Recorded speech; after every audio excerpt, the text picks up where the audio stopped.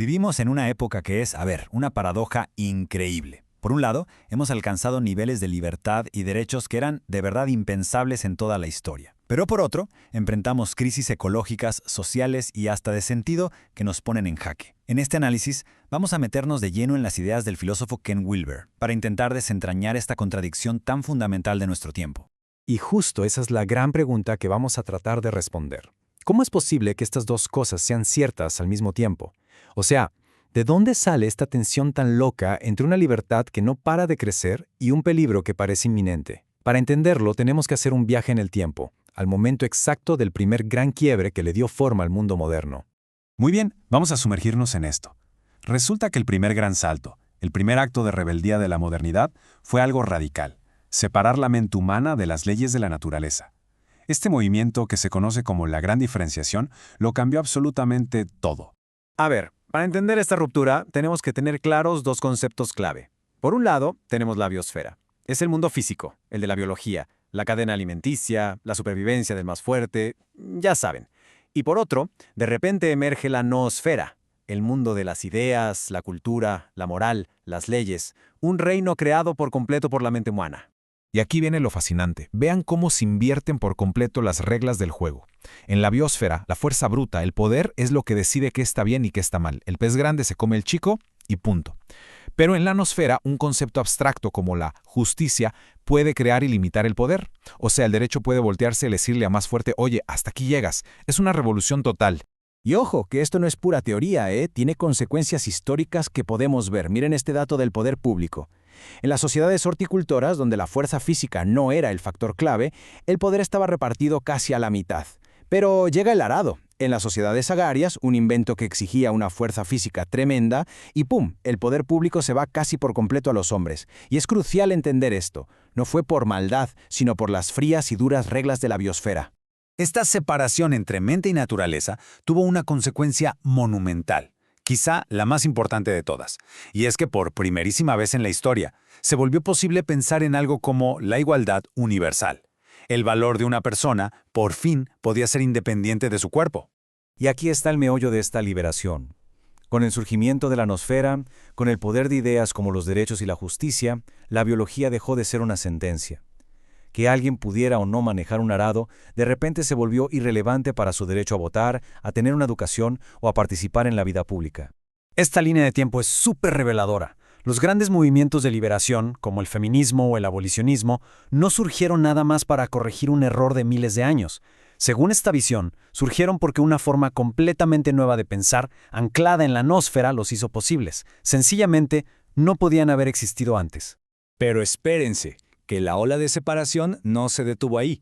La modernidad aplicó esa misma lógica al conocimiento mismo y lo partió en tres grandes reinos: la ciencia, la moral y el arte. El filósofo Immanuel Kant fue quien mejor explicó esta división. Diferenció el mundo objetivo de la ciencia, el ello, el mundo social de la moral y la ética, el nosotros, y el mundo subjetivo del arte y la expresión personal, el yo. Y lo más importante, cada esfera tendría sus propias reglas. La verdad para la ciencia, la justicia para la moral y la sinceridad o la belleza para el arte. Cada quien en su carril. Este es el gran triunfo, la verdadera dignidad de la modernidad.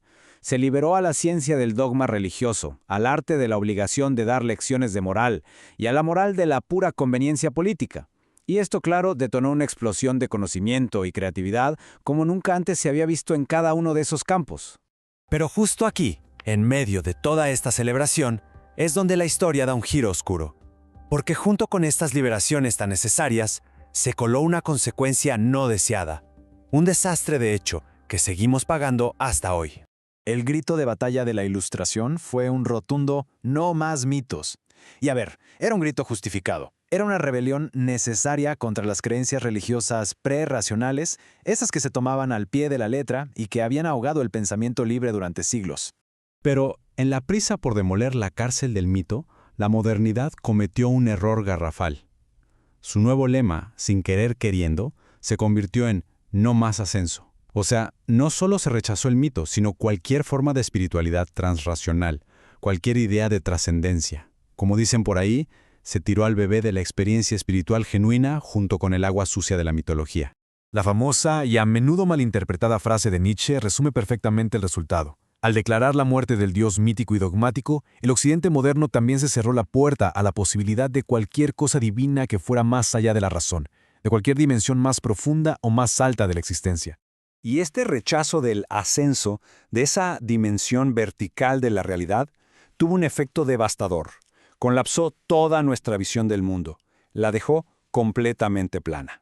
El proceso fue casi lógico y fatal. Miren, partimos de un cosmos rico, un universo con altura, con profundidad, lleno de significado. Luego la modernidad, en un acto genial, separa sus componentes. Pero al rechazar la dimensión trascendente, el ascenso, ¿qué nos quedó? Pues solo el mundo material, el descenso. El resultado, el glorioso cosmos se derrumbó y se convirtió en un monótono mundo plano.